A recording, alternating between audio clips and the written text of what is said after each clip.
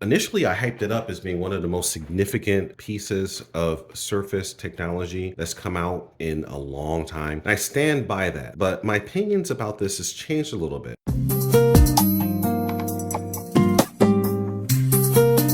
I got something to say.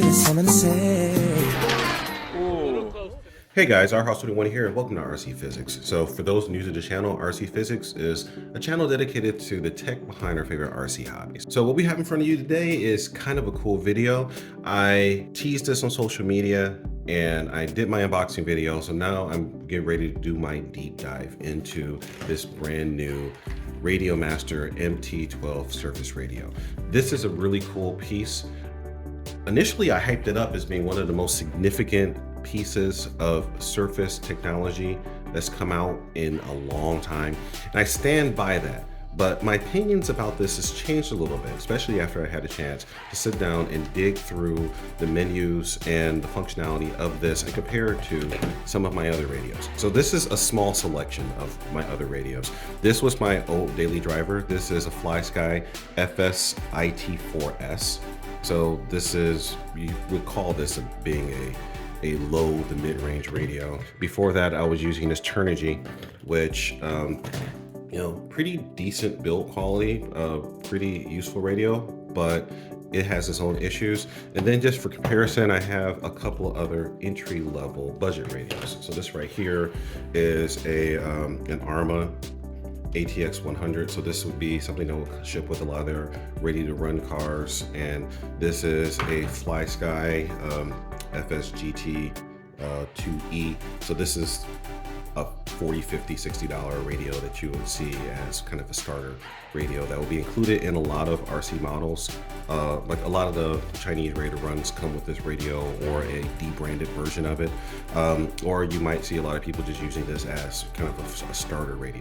So after looking at all these things and just kind of comparing fit, finish, build quality and everything, this radio is kind of a jumbo shrimp, meaning that it's got a lot of features, it's got a lot of capability, but it was also obviously built to be a budget conscious radio.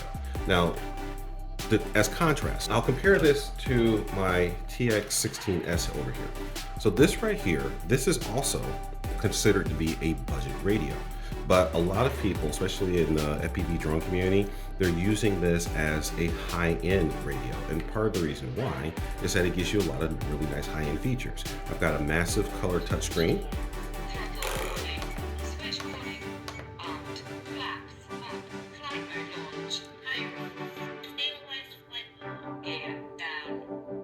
So I've got a massive color touchscreen and it is fully touch capable. And that was a weird thing. It was shipped touch capable, but the software, because it's open source, took a long time to catch up to it. That's a whole other story. But it's got really nice Hall effect gimbals, which is a good feature. But the switch gear is kind of so-so. And the case quality is, just generic plastic. It's not terrible, but it's not great. But for what it is, it does a decent job, and they have a lot of upgrades. So that, like for example, I put leather, custom leather side straps on it. So I was able to upgrade the feel of the radio, at least the parts of the radio that I touch, to feel a lot more premium. Even though when I got this was initially like, I want to say I got it pre-order for less than $200. They've since gone up a little bit in price, but even though it was still budget minded, it still had a nice, fairly premium feel.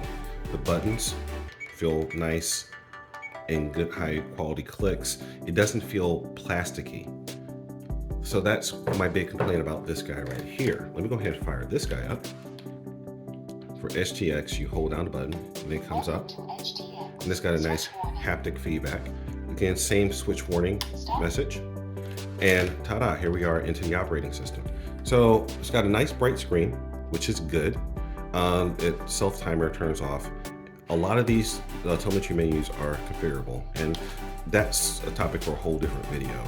Setting up EdgeTX is interesting, and I'll jump back to that. But overall, from a fit and finish build quality standpoint, it's solid. It has a good feel, has a good weight in my hand, especially after I put the 18650 batteries into it.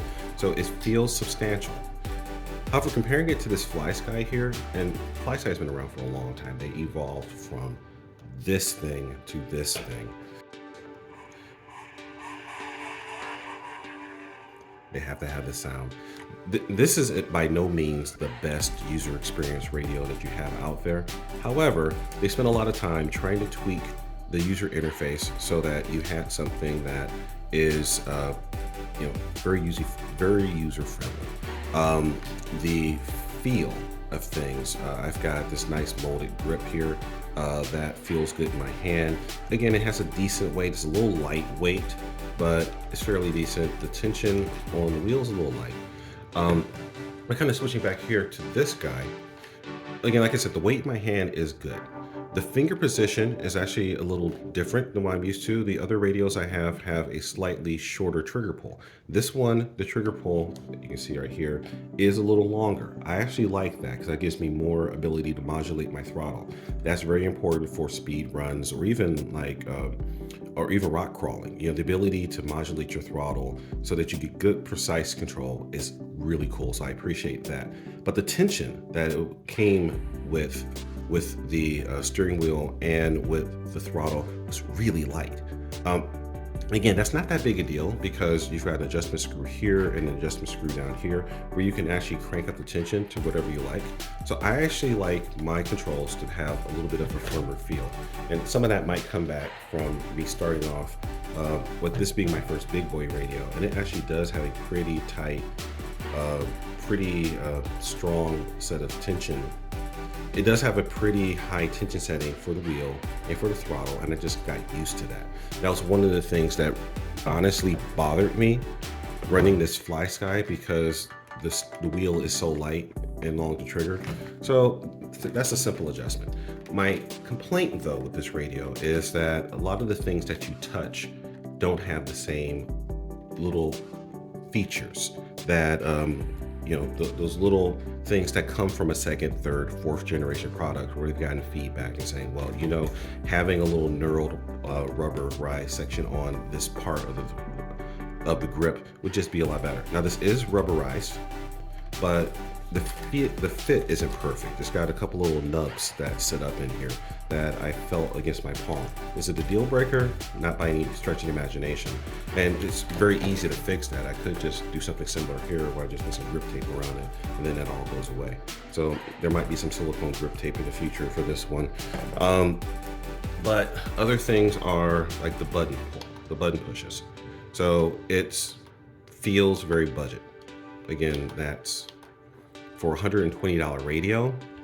You have to meet price points. I get it, but it doesn't have the premium feel that, well, I guess the other way of looking at it is that this radio kind of knows what it is. It's a budget radio with tons of capabilities. And that I think makes it a really good deal. It's a steal actually, but it's a $120 radio.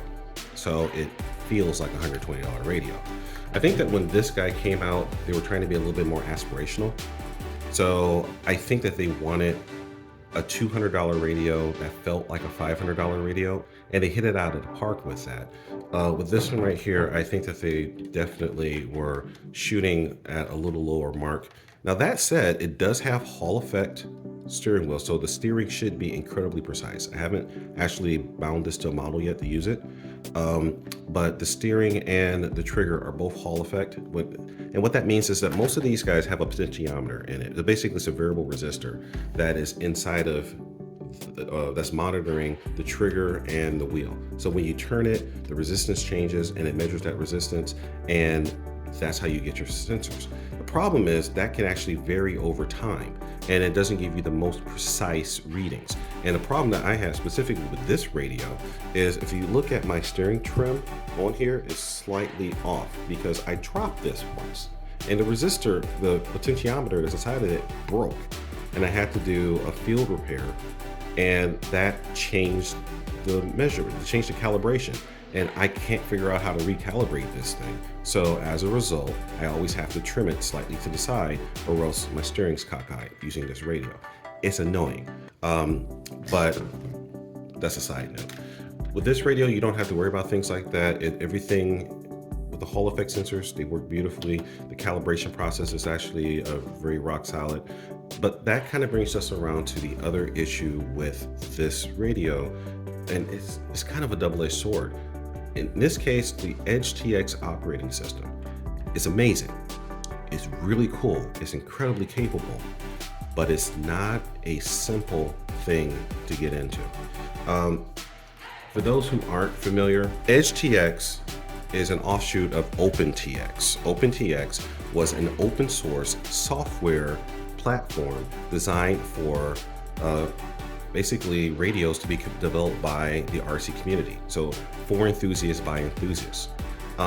And on the aircraft side, they've had several generations to go through, tweak the user interfaces, and basically try to make the operating system a lot more user-friendly. And they've done a pretty good job with it, but underneath you've got a bunch of geeks. And the geeks have built a very robust operating system that has a lot of features and a lot of options. And for somebody who isn't familiar with it, it's very easy to get lost in it. And it can become difficult. It has a high barrier of entry for a new user. Right, so before I start ranting about EdgeTX and how complicated it is, let me just give you a quick overview of the operating system.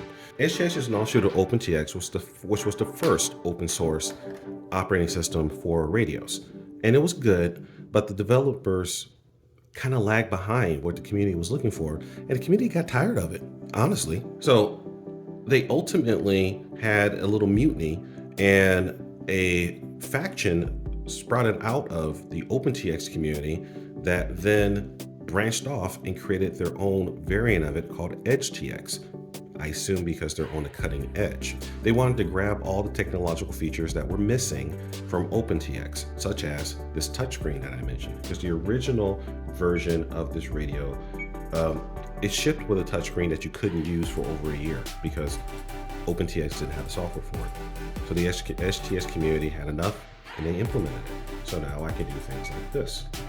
So I, for the longest time, was wondering, why don't they just take this and turn it into something like this?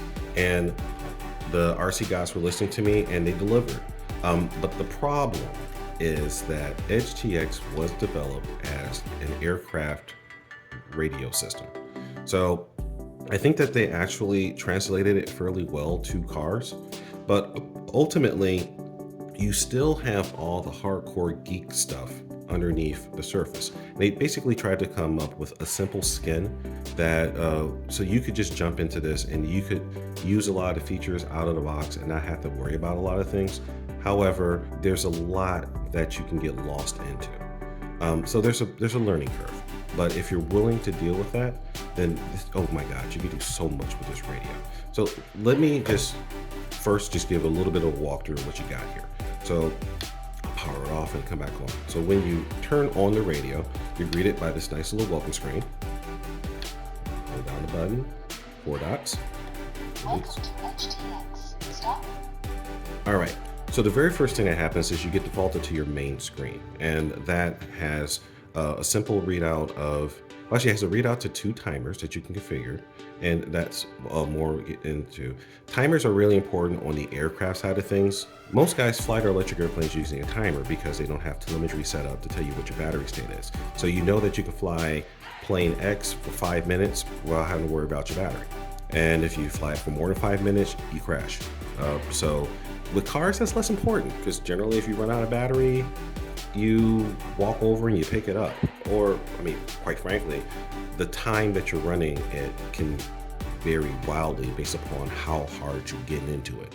So timers aren't that important for cars, but you can configure it so that, like, if you want to do lap timing, for example, you could set it and it by default has a little button that's hidden on the bottom that is configured to configure a timer. So that's kind of cute, but you can go through and you can pick out all sorts of different screens. So this is a cool little telemetry screen where you can actually see the state of, you can see the steering wheel is turning here. And when I pull the trigger, it goes a little arrow for forward and back. Also, it's set up with these LEDs, so when I pull the trigger, it turns blue for on gas, and it does this little police thing for I'm on braking, which is kind of cute. But just kind of going through, you have all these different screens. Like this is showing you a channel monitor, and here you use the same thing, channel monitor, but in numerical format. And here's just a different view of channel monitoring. So it gives you a lot of visibility into what you're doing. So just looking at the basic control setup of the radio, this is a 12 channel device by default, and you have 8 channels available to you right off the bat, which is kind of cool. So let me go ahead and go back to this channel monitor screen. And you have the steering, which is channel 2, throttle, which is channel 1.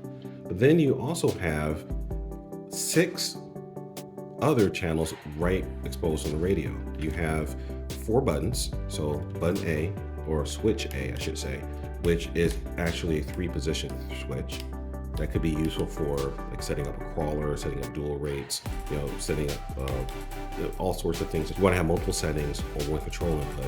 But then you have this button B hidden underneath here, button C, or calling them switches. So you have, and again, that's part of the legacy from aircraft radios. On this thing, you have switches to control everything. So they kept the same nomenclature. So I have switch A, switch B, switch C, which again, 2 position, so it's on off. And then on the back, this little bumper switch, switch C, or switch D, which again is on off. But then I also have these 2 dials. So this is switch, well, it's labeled P1 and P2 here for potentiometer 1 and potentiometer 2. But I can turn it here and I can infinitely vary things like this. So this could be useful if you're doing things like, let's say you have a gain that you want to use to control your gyro. Or you might have a deployable something. You might want to have, you might want to set your dual rates up on a switch so that you can change how powerful things kick in. Or you might have a completely different thing that pops up. So you have lots of options. And again, I called it a 12 channel radio, but if you scroll down, you see it goes up to 32 channels that it can address through the radio. Now, not all those channels are accessible through each receiver. That's a whole different issue. However, this radio controls many different protocols that have lots of different control setups. And with this expansion module that you see up here, you can actually control more than one radio unit at a time. That's an incredible, crazy feature. But again, I'll get back to that. So coming back to what I was referring to, you have 8 inputs right here available to you. And if that's not enough, in the package, you also get this little thumbstick that I could use as a joystick to control something. So that could be 2 different channels. And then you also have this optional switch plate, which you can do that for 2 different channels. And that you access right down here. There's a little plug I can plug right into, which is buried down there somewhere. Let's see, where is that plug? Okay, so you basically open up this little module here, and inside the battery box, there is a connector that you can plug in one of these 2 guys. So you can enable even 2 more channels. So at any given moment, you can access 10 different radio channels all at your fingertips, which is a pretty cool thing if you're into that kind of thing. So, but that's, again, part of the cool thing about this radio. It gives you the flexibility where you could decide to use what you want, how you want. As I figure out how to connect the battery back up together. All right. So that's a pretty cool addition for the ecosystem. And again, as I mentioned before, I also have this expansion bay here on the top of the radio, which allows me to carry an external RF module so I can control different protocols. So back to the control setup. So your radio comes with 1 receiver, which is already set up and ready to go. In this case, this is a Radiomaster R85C, receiver is set by default to use the FR-Sky protocol. Seems like a decent receiver. I don't plan to be using this. So one of the really cool features about this radio is the fact that there's two versions of it. One includes a 4-in-1 module, which is essentially a universal transmitter. So it's, again, open source. And the open source community has reverse engineered many of the common protocols that are used in the majority of RC cars out there. And RC aircraft. So this, by default, can control most radios. But there's a new standard called Express ELRS. That's a super long range protocol that can measure you can do your links in miles and kilometers. I mean, it's ridiculous. So because of RC speed runs where I need to go, I might need to go at the edge of my line of sight, link quality is a very big deal. So I actually purchased this external module here. Let me go ahead and open it up for you guys. So this is the Radiomaster Ranger Nano. They have two different flavors of Express ELRS. There is the 2.4 gigahertz version, and there is a 900 megahertz version. The 900 megahertz version operates on 900 megahertz. Both of those are free to broadcast in the United States with the FCC. If you're in Europe, I think the 900 megahertz band is really like 800 something. I'll look that up and I'll post that in here. But basically, the high frequency band is technically lower range than the low frequency band, but the range is so long on either one of them that most people kind of don't care. For most people, it's way beyond line of sight. So for aircraft, if you're doing like the long range FPV stuff, it might make a difference for you, but for ground-based people, unless I have a camera on board, if I can't see it, I can't drive it anyway. But this little module right here plugs in, slots in like that, and with these guys, it's super important that you don't power up a module without an antenna on it because you will blow up your transmitter. But this connects like this. So it comes together. Okay, and this basically just connects like a Wi-Fi antenna for those who have messed around with routers. And then this will plug in to my module like this. And voila, now I have a super long range radio. Now it doesn't automatically turn on all by itself. I have to configure it in the radio, but it gives me the ability to do things that I just can't do with any of my other radios. And that you have to, do a lot of hacks and modifications in order to get implemented on a standard radio. Like a lot of guys who are doing speed runs are running a little box on top of their transmitter, which is a range extender, which basically is just a signal amplifier to boost their signal so that they don't have to worry about losing control of their car. This gives me the same ability, but with much tighter integration into the radio and additional telemetry ability. All right, so back to this. With EdgeTX, it comes out of the box set up for one model. Like right here, you see I have Scratch. That's the name of my basher. That's my #1 rig that I like to program in the cars. So I see this menu right here. You have System, Model, 2 page buttons, forward and back, a return, and then the telemetry page. If I just want to run with the included receiver, the process would be fairly simple. I just go here to the model menu and I select my model from the menu here. Now it takes a little bit to get used to the navigation. So here, if I'm on the model already, I don't have to select anything. If I want to switch, this is a scroll wheel and the enter key. So I push that down and I can select the model, I can back up the model, I can move, I can basically manipulate all my models. So setting up a new car, if you're going to be using the same type of receivers for all your vehicles, what you pretty much have to do is set up your first one. So go through here, go through the menu, and I go through this setup screen. And there I can set up my timers. I can turn to a count up timer to like monitor time. I can turn to a count down timer that resets every time I drive. I could also have a persistent timer that keeps track of the total amount of time on my car. So you have some flexibility with that. So you have 3 different timers that are available to you. You can change the limits for your radio. So like with Spectrum, for example, you can set up extended limits that change the throws of your servos. Control your trims. And once you get down here, you have your internal RF module. So here, since I have the multi-module, the foreign one, I can then go through and I can select, it's set up as internal as multi.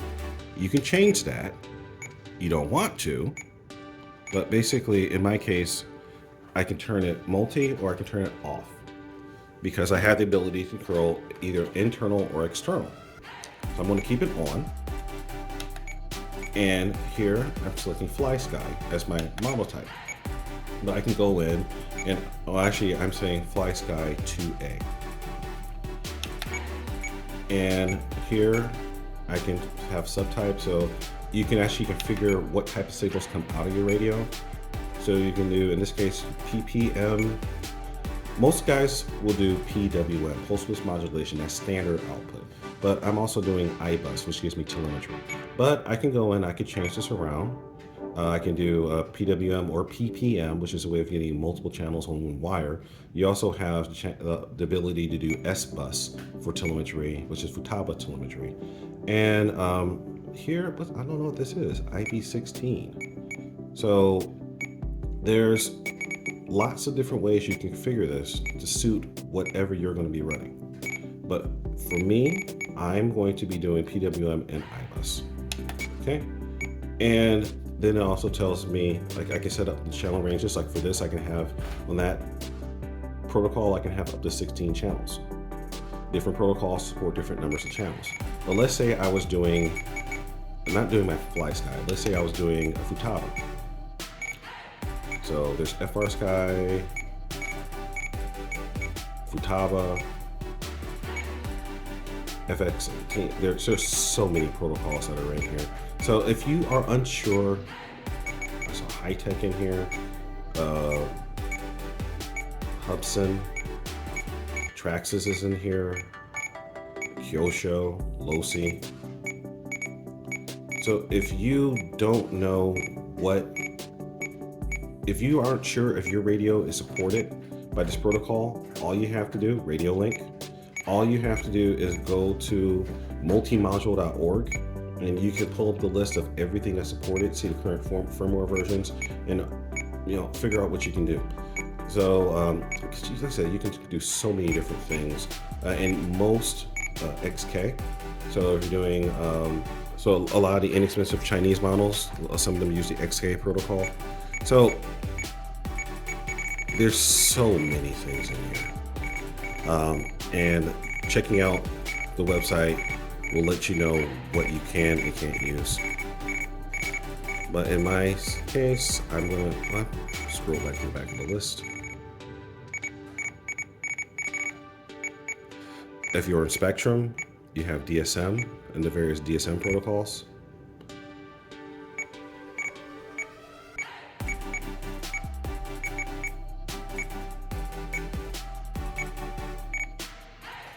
So chances are, if you're using a common radio, it's going to be supported. So there's very few protocols that aren't. And also you can set up to use an external RF module at the same time. So here, if you did want to do that, you go in and select your external protocol. So PPM, that's supported for like many expansion modules. CRFS, this is crossfire format, which is what's the format that's used by Express LRS. And R9, so that's Ghost, and SBus. So like I said, there's lots of availability, lots of configurability. So this is actually a very powerful interface. You can also set up things like if you want to use this as joystick controller. So if you're using this for a simulator, because it also has a USB port here, and it's also got a USB port down here. So one of the cool features about EdgeTX is that you can actually configure your radio using a desktop app. So you can fire up your computer and use the EdgeTX configurator and manipulate all your models and basically manage all the models that are on your radio. You can do individual configurations. You can control the logic and a lot of the advanced functions behind those. You can set up a lot of advanced logic function warnings, all that information on the computer and then download it to your radio. And you do that by using the built-in USB port that's over here, which writes information to the SD card. Now you could just pop the SD card out and put it into your computer and download all the files that way. So you have different workflows. Now, interestingly enough, you also have this extra little port right here. This is a serial output. So if you're a hacker and you want to do some additional information, like if you want to put GPS into your radio, or if you want to have even a separate radio interface, using like a Mavlink radio, for example, you can set that up using the serial port, but that's more advanced. Also, just while we're under here, one of these is a trainer port. You can actually hook up with a different radio. And so let's say you are showing someone how to drive your more advanced surface vehicle. You're a racer and you're doing, you're training somebody to go laps. You know, you're trying to work with them, or you're letting a kid drive your boat and you don't want them to get stranded. You can daisy chain radios together for these trainer ports. I'm not familiar with a lot of guys using that for surface radios, but that's really common in the aircraft community. They used to call those buddy boxes, where if you're trying to train somebody to fly an aircraft, but you don't want to give them 100% control, you use the training function. So this is kind of a cool thing I could see guys using. And also, while we're back here, you see these two little nubs here. Apparently you can modify this radio to be left hand. So you can open it up and you can take the controls off and pop them back on this side so that you can convert to left hand operations. So just something that you know. And you also have these extra little mounting points here, here, here, and here. And I'm going to assume that that's for future expandability. So if you wanted to just put extra gear on your radio, you have that ability. It's super tweakability. If you're one of the guys who are just using the included receiver, after you go to your initial setup and then do the binding process, and you do that through here, you have to enable bind.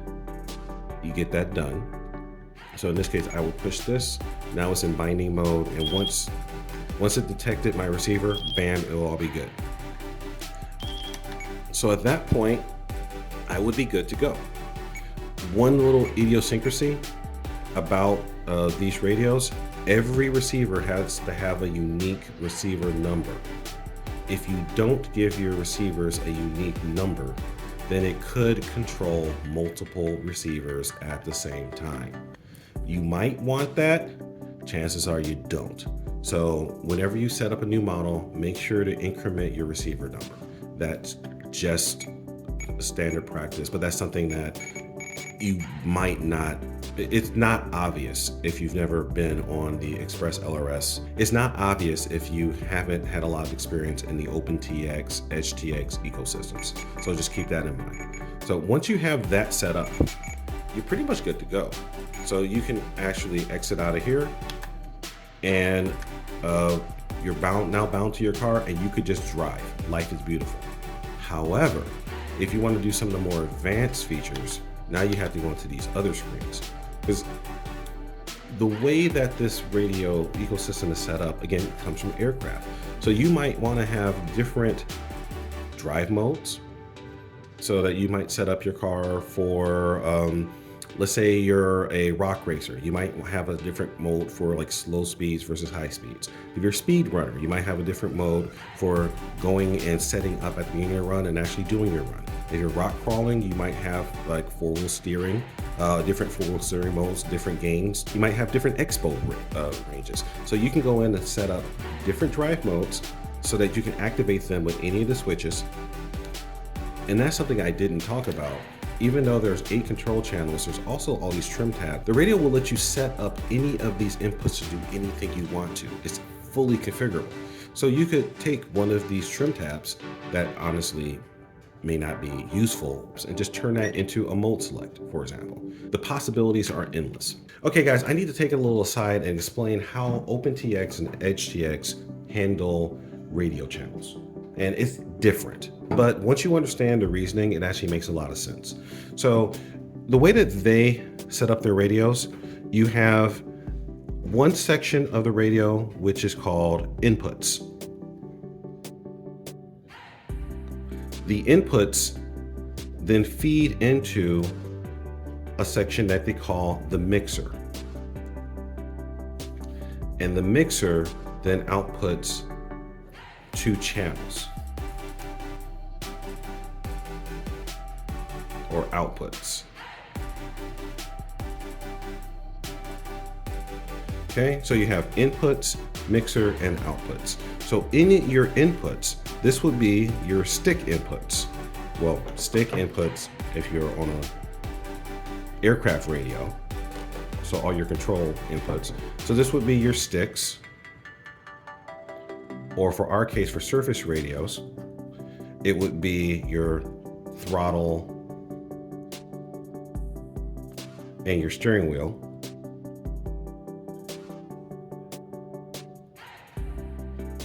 But then you also have all of your random switches and buttons.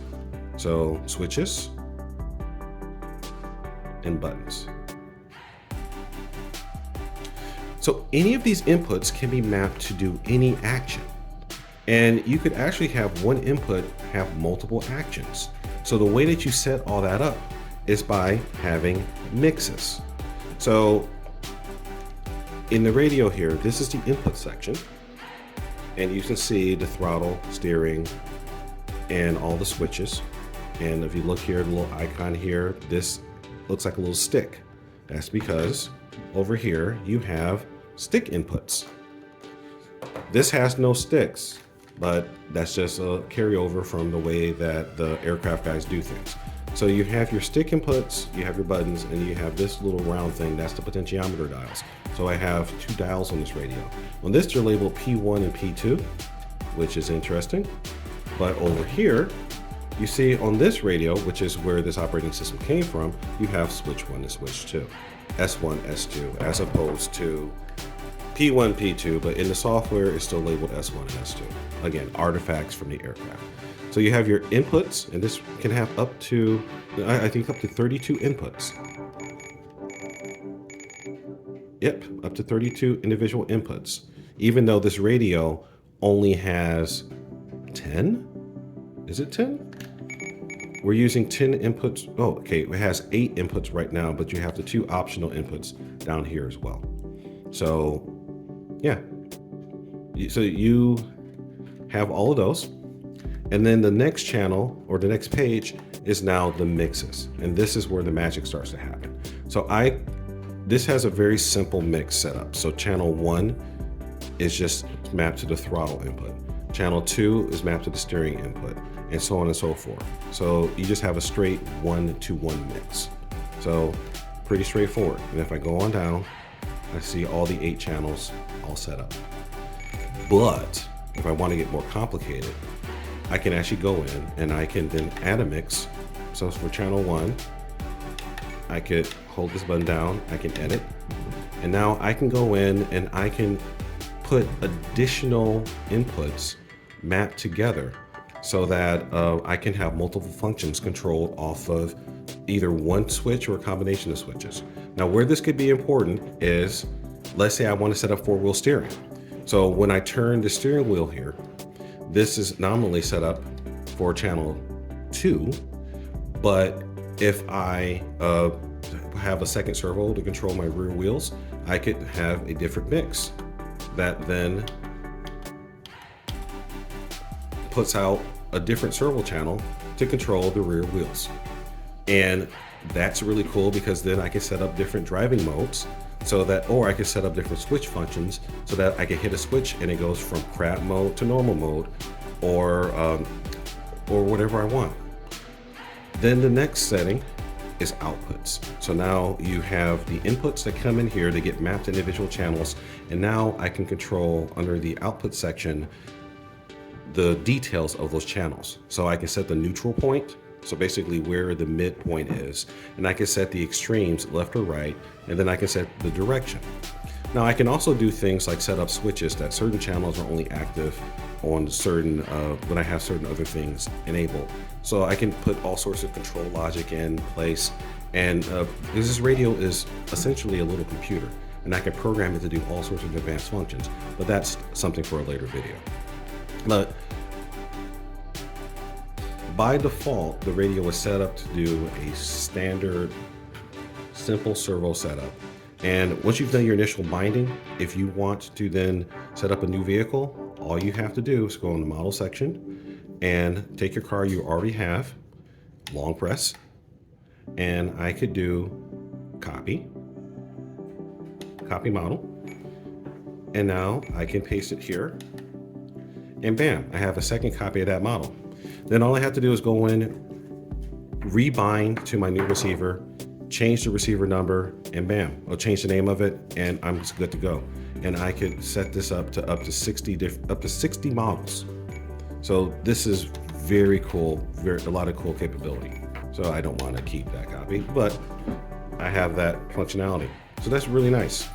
Now, additional, you saw I only came through a couple pages deep in here. I only made as far as the outputs tab. So there's 5 more to go. So again, like if I want to set up Expo, I can actually have a library of curves I can use for different expos or different advanced functionality. Here I have logical switches. This is pretty cool because I can set up essentially a virtual switch that only exists inside the radio that activates when certain logical conditions are met. So in this case, there's already 5 logical switches set up by default. So you see when I move the trigger to activate the lights, that's actually driven by these logical switches. So when I'm in the throttle, that activates, and you can see that active switches are dark and inactive ones are normal phase. So these 3 logical switches here set up conditions that then can activate my lights, and that's in a later menu, the special functions. So I can set this up when I push a button. It plays an audio track, or it changes the LEDs. These are infinitely configurable, and you can just put as many of these in here as you want. Additionally, this has a full support for telemetry. So you can, different types of receivers and radio protocols can do anything from simple stuff like what's my battery voltage all the way to GPS data live on your radio. Or if you're running a flight controller, it can give an incredible amount of information about what's going on inside your car. So you can pick up all those telemetry messages and then configure it as to how you want to display them on your screens. And lastly, here you have the ability to just set up which parameters are popping up on your home screen. But in addition to that, you also have configurable telemetry screens. And this is kind of a thing in and of itself. So one of the first things that you do when you get the radio is to push the SYS button here. Now what that does is give you some of the system setup to configure just how the radio is going, because these radios are basically little computers. So you need to just give them some basic setup information to make life a little bit easier. So you first push the button, you come up to the tools menu. So this is kind of cute. You have a little breakout game that's in here. Actually, breakout.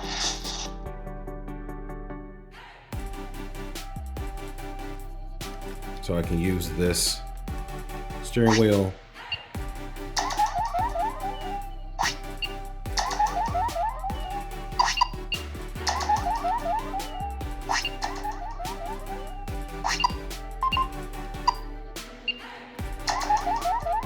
So that's just cute.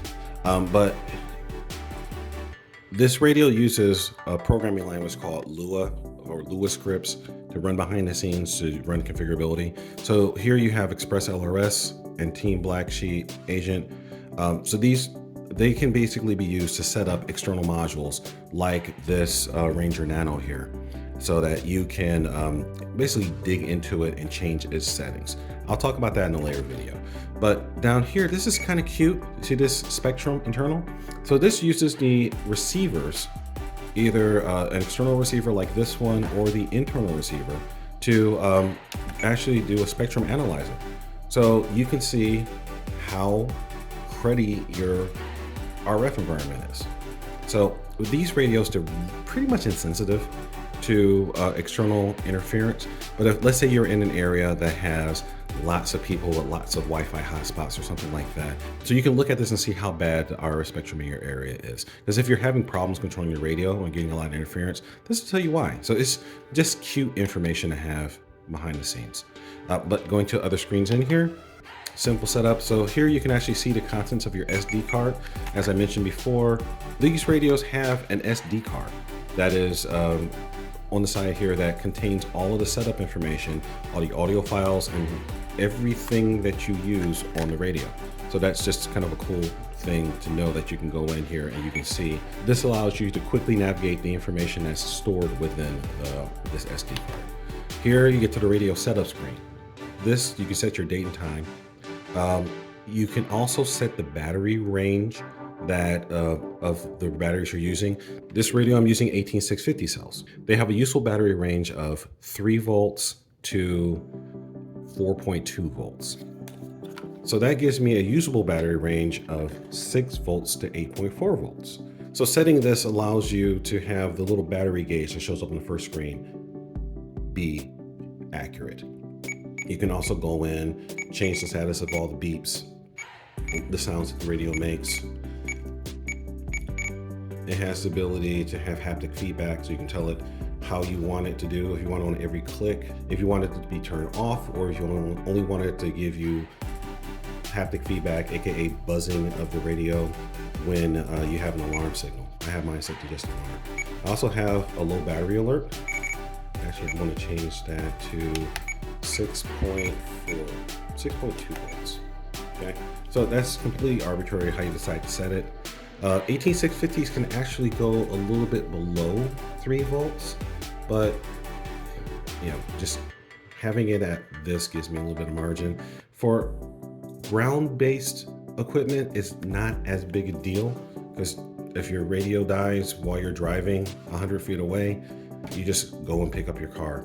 If this radio dies while you're flying, very bad things happen. So the importance of the alarms is a little bit different from surface versus aircraft. Okay, an activity alarm basically starts yelling at you if your radio's sitting by itself, unused for more than a certain time. I also have a low memory alarm set, so that if I'm just running low on internal space, you can just copy your contents over to a bigger SD card, go on with your life. These radios, you're probably not going to have to worry about that too much, although you have the ability to take data logs on your radio. But they're just text files, so they shouldn't take up too much information. You can set the brightness of your screens, you can set the backlight if it stays on all the time, if it turns on or off, that sort of stuff. You can turn on your startup sound, you can turn on the splash screen, you know, just all the little creature comforts, and also setting up your time zone. This is kind of cool GPS information. This is more used if you have a GPS receiver inside your car that you're controlling. A lot of surface guys, like airplanes might carry a GPS receiver. Speed runners, we may carry a GPS receiver. I may actually be integrating a GPS receiver into my telemetry in my car, so I have it right on my radio. But this will basically show me like how that data will be displayed. When I use it, it's probably just going to be as a speed display though. And again, display my units. I'm an imperial units, basically that's, you know, feet and pounds versus metric. And, you know, just so I can just go through these and just set up everything that I want to do. Drive modes, whether I have a training mode set up. You know what? I'm not using training mode, so I can turn, well, actually, I guess I can't turn that off. It won't let me. Okay, turning off whether I'm using logical switches, telemetry, all the other good stuff. Other things under the system setup, I can set up global functions. These are actions that you can program the radio to do all the time, and it does it for all of your models. There's another global functions setup underneath individual models, so that let's say you always want the radio to give you certain telemetry readouts. You can set that up here, but you might only want it to do certain things for specific models. You put that in the individual model setup. Here I can set up trainer mode. I'm not using that, but if I did, this is where I would set it up. And there, this is kind of cool. I can go in and calibrate my hardware.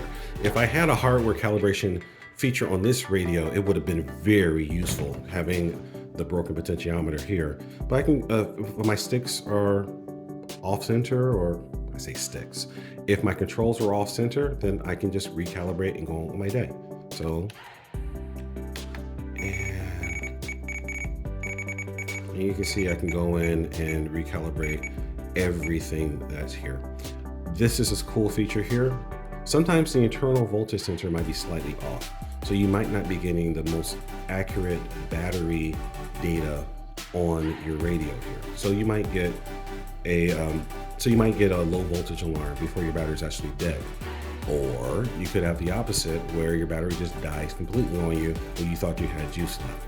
So you can just use a multimeter. You can measure what your actual battery state is, enter it here, and then you know you have completely accurate data. I've never had a problem with these being inaccurate, but it's something that you can do. Also, this is RTC, that's real-time clock battery. So this has an internal backup battery so that when you pull out the main batteries, it keeps the clock going. So you don't have to constantly be resetting your clock if you're swapping batteries. And that's important because some guys aren't going to be using 18650s like I'm using. Some guys are going to be using, they sell a 2-cell LiPo pack that you can put inside of these that you can run instead. So just more things to think about. Lastly, this is a pretty important page just for the upkeep and maintenance of your radio. This shows you all of your firmware versions. So you see I have my software version, the EdgeTX MT12. So this is a version of this operating system tailored just for this radio. And it gives me all the date information. So this is from October. So actually this is about a month old. So I should check to make sure that there's not a new version. But I can also go in, I can see the options that are configured on my firmware. That's not going to be relevant to most of you guys. But then I can also check the firmware version of the internal 4-in-1 module. And that's kind of cool because they do update these periodically to include new protocols or come up with fixes or tweaks. So I can set this up to read this firmware version of both the internal RF module and the external module, like this guy right here, which I don't have plugged in right now. All right, guys, so this was kind of a long one, and I just really scratched the tip of the surface of what you could do inside this radio. So my overall impressions are, I think that this is a solid radio. I'm a little disappointed that the build quality isn't a little bit higher end, but it is a $120 radio. And honestly, I was getting it for its capabilities and the Hall effect sensors for the throttle and the stick more than the fit and finish and build quality of everything else. Now, ideally, I would have loved this radio to have the full featured LCD touchscreen, and maybe that's going to come in a later product. But for right now, to do the things that I need to do, this is awesome. I'm going to be able to run Express LRS, so I have unlimited range for my speed runs and still be able to control every other model in my fleet from one radio and not be limited to just one protocol. That in itself is worth its weight in gold. And if they do come out with a more advanced radio with the touchscreen capability, all I need to do to transport everything over is just connect to the USB port, back up my radio, and then transfer all the files over to the new radio, and bam, I'm configured. So that's really awesome. But the other thing I'm looking forward to is the fact that shortly after the release of this radio, they started to come out with additional customization pieces like these grips for the side, or I can get custom plates or dress up kits or all sorts of things. So I'm confident that very soon after this model is released, there's going to be some replacement grips. There's going to be other things that I could do to upgrade the feel and function of this radio. So I'm confident that this is just going to be the start of a new ecosystem and kind of a blank canvas. So yeah, it would have been nicer to have some of the more premium stuff out of the box, but again, I'm looking at this for the functionality and for the capability. So I'm willing to sacrifice a little bit on some of the creature comfort features. All right, that's enough for this. Stay tuned to see me actually put this thing in use in the fleet and start making use of all the cool capabilities that it has. You know, again, just using standard receivers is great, but also the ability to have these little Express LRS guys where I can go in and do virtually unlimited range for certain other applications, that's going to be pretty sweet too. So stay tuned. Our House 21 signing out. Remember mantra, fly, fix, fly, break it, fix it, do it all over again. And don't forget to check me out on Facebook, Instagram, and all those other places that you can find me. There's going to be a lot of cool stuff coming through. Let's see if I can make this thing pay off. Our House 21 signing out. Peace.